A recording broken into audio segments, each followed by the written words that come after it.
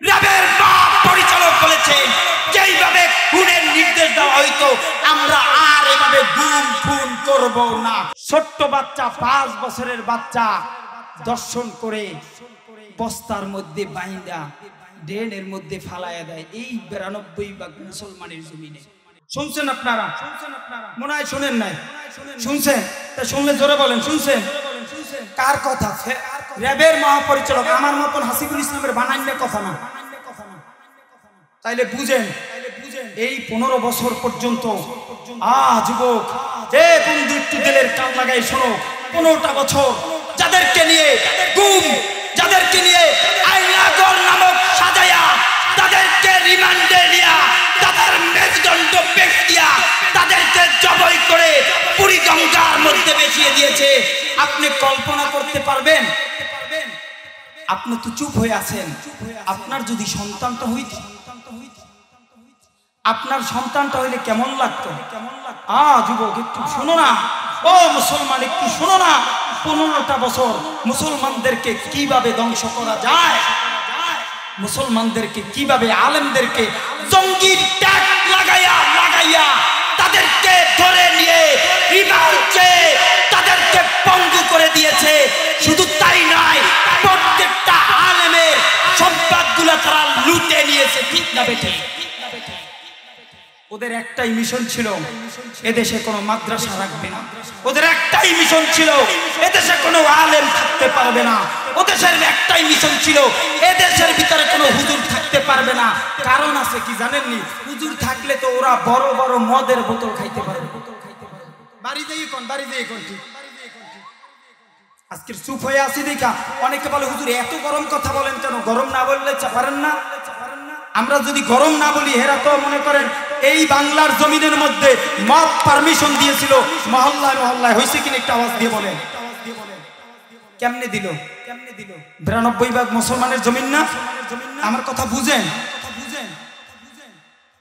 92 মুসলমানের জমিনে মদের পারমিশন দেওয়ার সময় আপনারা কোথায় ছিলেন? কই ছিলেন? শুধু মনে রাখবেন, আমরা এই জন্য আপনাদেরকে একটা মেসেজ দিতে চাই, আগামীর বাংলাদেশ মুসলমানদের হাতে তুলে দেন। আগামীর বাংলাদেশ ইসলামের বাংলাদেশ গড়ার লক্ষ্যে আগামীর বাংলাদেশ কোরআন দিয়ে সাজাইতে চাই। কারা কারা না থাকবে?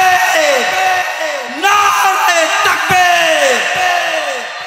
শুনেন, ইসলাম যদি আগামীর রাষ্ট্র ক্ষমতায় যদি এদেশের হুজুররা চলে আসে, একটাই লাভ ভালো করে বুঝবেন, এদেশে জেনা থাকবে না। জোরে বলেন, এদেশে জেনা থাকবে না, এদেশে মদ থাকবে না, এদেশে জুয়া থাকবে না, এদেশে জেনা থাকবে না। ও মুসলমান, কি আর বলবো? ছোট্ট বাচ্চা 5 বছরের বাচ্চা দর্শন করে বস্তার মধ্যে বাইন্দা ড্রেনের মধ্যে ফালাইয়া দেয় এই 92 মুসলমানের জমিনে। আল্লাহ, একটু মায়া লাগে না? জানোয়ার, একটুও মায়া লাগে না তাদের?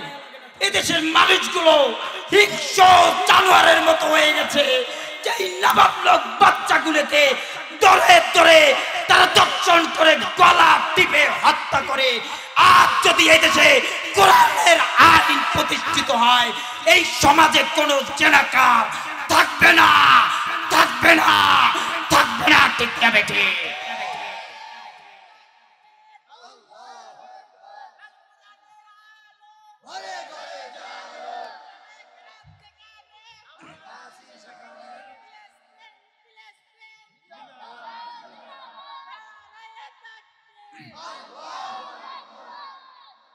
মুসলমান, ইমানের পরীক্ষার দরকার। একটা মেসেজ আপনাদের পৌঁছে দিতে চাই। এই জালেম চলে যাওয়ার পরে আপনাদেরকে এই সামান্য একটা মেসেজ দিয়ে আমি শেষ করে দিব। এদেশের ভিতরে বিভিন্ন রূপে তারা এই বাংলাদেশকে ধ্বংসের নীল নকশা তৈরি করেছে। আপনাদেরকে উদাত্ত আহ্বান জানাতে চাই, ইন্ডিয়ার সেই নীল নকশাকে মুসলমান চুরমার করে দিতে চায়। ঠিক না বেঠে? এই জন্য সজাগ থাকবেন। আমি আপনাদেরকে আরেকটা কথা বলতে চাই, আমাদের কাম কি? হুজুর এতক্ষণ তো অনেক কথাই বললেন, এখন আমাদের কাজটা কি জানার দরকার আছে নি?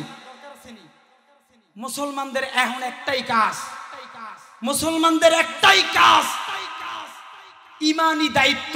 আপনার ভোট নামক আমানতটা আপনি কাকে দিবেন, কার হাতে এদেশের ভাতটা তুলে দিবেন, আপনার বিবেকের কাছে প্রশ্ন রেখে আমি আপনাদের মাঝে এটাই বলতে চাই, আপনার সন্তানরা যদি ভালোভাবে রাস্তায় চলতে পারে, এই চিন্তা যদি আপনার ভিতরে থাকে, তাহলে আগামী দিনগুলা মুসলমানদের হাতে তুলে দেন। আগামীর দিনগুলা কোরআনের দিন হবে, আগামীর দিন ইসলামের দিন হবে।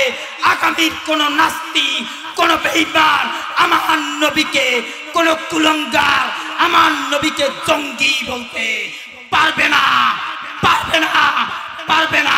ঠিক না বেঠিক? এই উদাত্ত আহ্বান রেখে, আপনাদের বিবেকের কাছে প্রশ্ন রেখে, আপনাদের সেই আমানতদারি ভোটটা ইসলামের জন্য দিবেন, এই আহ্বান রেখে আমি আপনাদের মাঝে বিদায় নিচ্ছি। আসসালামু আলাইকুম ওয়া রাহমাতুল্লাহি ওয়া বারাকাতুহু। Presents by Kuakata media centre. হক্কানি আলেমদের নিত্য নতুন ভিডিও পেতে আমাদের চ্যানেলটি সাবস্ক্রাইব করুন। কুয়াকাটা মিডিয়া সেন্টার, ইসলামিক বিনোদনের বিশ্বস্ত সঙ্গী।